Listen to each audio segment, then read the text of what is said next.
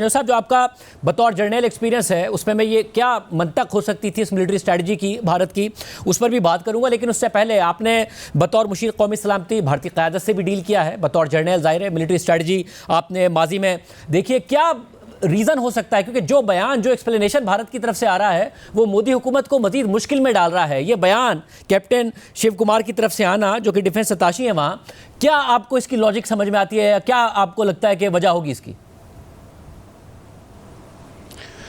बिस्मिल्लाहिर्रहमानिर्रहीम। सबकी खिदमत में अस्सलाम वालेकुम। शाहजेब साहब, थैंक यू वेरी मच। अभी बड़ी धूम मची हुई है इस बयान की फ्रॉम इंडोनेशिया। देखिए, मिस्टर मोदी ने और उनके जो 3-4 करीबी साथी हैं, उन्होंने दरअसल इंडिया के पॉलिटिको मिलिट्री सिस्टम को इतने बुरे तरीके से लेट डाउन किया है, इंडिया को लेट डाउन किया है, इंडिया की आवाम को लेट डाउन किया है कि आप देखिए कितना कुछ आप सुना रहे थे अपने ये इंट्रो में, कहाँ कहाँ से क्या क्या आवाज़ नहीं उठ रही, यहाँ तक कि एक ब्लेम गेम शुरू हो गई है। और मैं ये समझता हूँ कि जब जो डिफेंस अटैशी ने वहाँ पे ये कहा, ये जगह जगह ना सिर्फ इंडिया में बल्कि पूरी दुनिया में इनको इन्हीं सवालों का सामना है। और अब हजीमत इतनी हो गई है, तजलील इतनी हो गई है कि मिलिट्री भी इसको उस तरीके से ओन ही नहीं कर रही, और वो भी पॉलिटिकल जो लीडरशिप है उस पर डाल रही है। और वो ये कह के अपने आप को एक्विट करना चाहते हैं कि हम तो बहुत अच्छे थे, हम तो बहुत कारगर वार कर सकते थे, हम तो मुकम्मल जंग लड़ सकते थे, लेकिन हमारी पॉलिटिकल लीडरशिप ने हमें रोक दिया।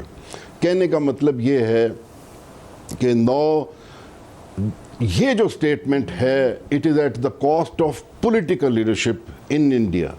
और मैं ये कहना चाहूँगा कि अगर आप इतने ही अच्छे थे तो 6-7 मई की रात को जो आपके साथ हुआ, उसके बाद जब हमने 10 मई को अल्हम्दुलिल्लाह जब हमने अपना पहला अटैक की वेव का आगाज़ किया, तो आप लोग किधर थे? आप लोग तो 300 किलोमीटर अपनी जगहों से भी पीछे चले गए थे। तो वो कौन सी मिलिट्री है, वो कौन सी मिलिट्री स्ट्रेटजी है, ये जो डिफेंस अटैशी जिसका जिक्र कर रहे हैं कि इन्होंने बहुत अच्छा कर लेना था? हमारे सामने इंडिया जो है एक खुला मैदान पड़ा था। So we struck them at will, और अल्हम्दुलिल्लाह हमारी एयरफोर्स ने एक तरह की एयर सुप्रीमेसी हासिल कर ली हुई थी। अब तो ये मिलिट्री साइड है। लेकिन अगर आप मोदी साहब से पूछें, वो बोल नहीं रहे, लेकिन वो यकीनन ये कहेंगे कि उनको उनकी मिलिट्री ने लेट डाउन किया है, क्योंकि वो कहेंगे कि जब 6-7 मई को इन्होंने इतने जहाज़ मरवा लिए तो मैं 10 मई को फिर क्या करता, और इसीलिए मुझे मजबूरन जो है वो सीज़ फायर कराना पड़ता या मानना पड़ता। तो अभी ये ब्लेम गेम की तरफ जा रही है। तो यकीनन जिस तरीके से आपने आइडेंटिफाई किया है, मोदी साहब की पर्सनैलिटी बहुत डेंट हुई है, इंडिया का इमेज बड़ा डेंट हुआ है, इंडिया की मिथ और इंडिया की इनविंसिबिलिटी बड़ी डेंट हुई है, और इंडिया जो काउंटर वेट टू चाइना जो है वो बनने जा रहा था और बना हुआ था, वो भी उस सफ़ेर में भी इसको बहुत ज़्यादा डेंट पड़ा है।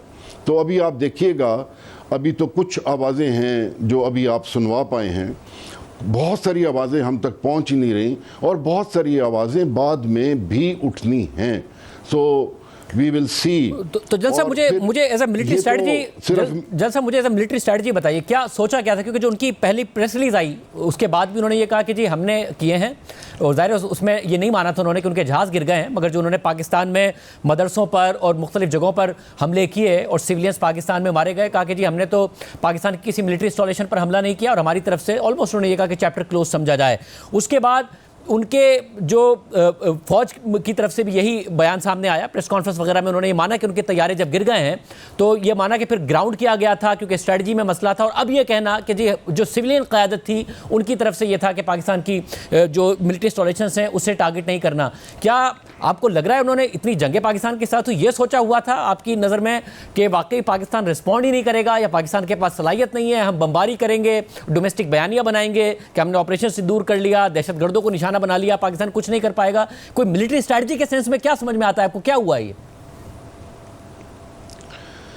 देखिए, उन्होंने बहुत देर से ये एक कॉन्सेप्ट, मिलिट्री कॉन्सेप्ट बनाया हुआ है कि न्यूक्लियर के होते हुए भी लिमिटेड वॉर पॉसिबल है, और हम उनको बहुत देर से यही कहते आ रहे हैं कि लिमिटेड वॉर जो है कब अनलिमिटेड हो जाए इसका पता नहीं चलता। Therefore there is no space for war. तो उन्होंने अपनी तरफ से हमारा जो न्यूक्लियर ब्लफ है, या जो ब्लफ ही है समझें, उसको उन्होंने कॉल किया। अब सिंपल सी बात यह है, देखिए इनकी सोच, कि एक छोटा सा इंसिडेंट हुआ टेररिज्म का, जो भी हुआ बड़ा हीनियस था, लेकिन उसको इन्होंने इतना बड़ा बना के अपनी नेशनल सिक्योरिटी और अपनी इज्जत और अपनी प्रेस्टीज हमारे सामने दांव पे लगा दी, और जो कि फिर उस चीज़ को जो इनकी मिलिट्री है वो सस्टेन नहीं कर पाई।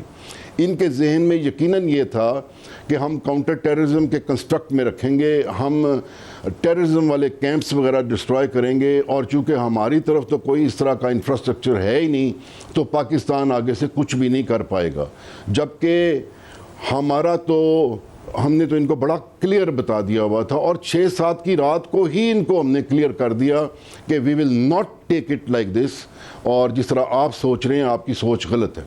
तो इन्होंने एक ग्रेव मिस कैलकुलेशन की है, स्ट्रेटजिक मिस कैलकुलेशन, और जो इन्होंने हमें हाथ डाला, और फिर फाइनली 10 मई को इनको छुपने की जगह नहीं मिल रही थी। तो वो जो मिलिट्री स्ट्रेटजी, जो भी इनकी सोच थी कि हम इनको लिमिटेड एक एक्शन करेंगे, तो वो लिमिटेड ही रहेगा। लेकिन जब हमने अपना आप दिखाया तो फिर उसके बाद they had no option but to go for the siege. और जनरल साहब, क्योंकि आप डिप्लोमेसी में भी रहे, कौमी सलामती के मुशीर के तौर पर डिप्लोमेटिकली आपने एंगेज किया। अब कांग्रेस वहाँ पर और दीगर अपोजिशन जमातें सिर्फ मिलिट्री फेलियर पे नहीं तनकीद कर रही हैं, बल्कि डिप्लोमेटिक फेलियर पे भी कर रही हैं। क्या मिस कैलकुलेशन वहाँ भी हुई, और या वो सही समझ रहे थे, समहाउ पाकिस्तान ने ज़्यादा अग्रेसिव डिप्लोमेसी की, या फिर इस वक्त हालात बदले हुए हैं कि वाक़या किया, पाकिस्तान पर इल्ज़ाम लगाया और ग्लोबली उन्हें वो रिस्पॉन्स नहीं आया, और ना सिर्फ ग्लोबली उस वक्त नहीं आया बल्कि अभी भी, चाहे ट्रंप हो, चाहे एससीओ का फोरम हो, कहीं से भी वो रिस्पांस नहीं मिल रहा है। वो ये तवक्को किए हुए थे कि हम कार्रवाई करेंगे और पाकिस्तान दुनिया भर तनकीद करेगी और पाकिस्तान से ही कहेगी कि जब आप आगे ना बढ़िए, और अगर भारत ने कर लिया तो कर लिया। पहली बात तो ये है कि देखिए, जो भी जितने भी फॉरेन मिशन होते हैं डिप्लोमेटिक, उनको गाइड जो है वो अपना फॉरेन ऑफिस घर वाला ही करता है, और देवर ऑल द डिप्लोमेटिक मिशंस जो हैं उनको इंडिया के अंदर से ही गाइडेंस गई है। तो आप देख लीजिए कि इंडिया बजाते खुद किस तरीके से ये पूरे प्रोसेस को प्ले आउट करता रहा है। उसने किस तरीके से अपने डिप्लोमेटिक मिशंस को फीड किया होगा, ऐसे ही किया जैसे उन्होंने अपने मीडिया को फीड किया, और डिप्लोमेटिकली भी वो लेट डाउन हुए, मीडिया भी लेट डाउन हुआ।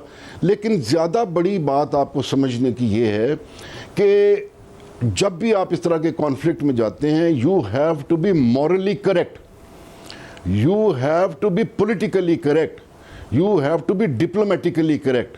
तो ये जो इन्होंने स्टांस लिया इस तरीके से एक वाक़े पे, और फिर हमारा इंडस वाटर ट्रीटी जो है उस पर कदगन लगाई, और फिर इस तरीके से आज चढ़े, तो दुनिया ने इस चीज़ को अप्रूव नहीं किया। Morally they are on a lower ground, बल्कि बहुत ही नीचा इखलाक का मुजाहरा किया, जिसकी वजह से दुनिया ने उनका साथ नहीं दिया।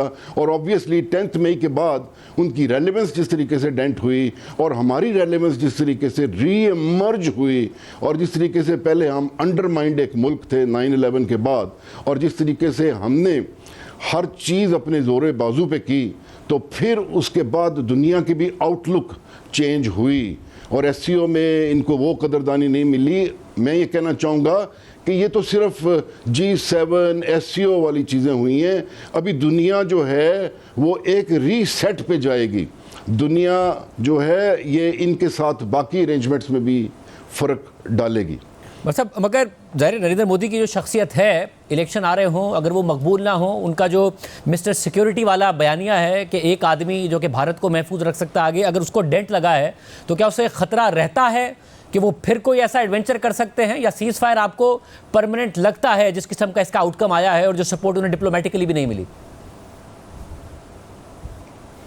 देखिए, तज़लील शुदा ज़हन, शिकस्त खुर्दा ज़हन हमेशा ही उससे ख़तरा होता है और ख़तरा रहना चाहिए और उससे आंख भी नहीं उठानी चाहिए।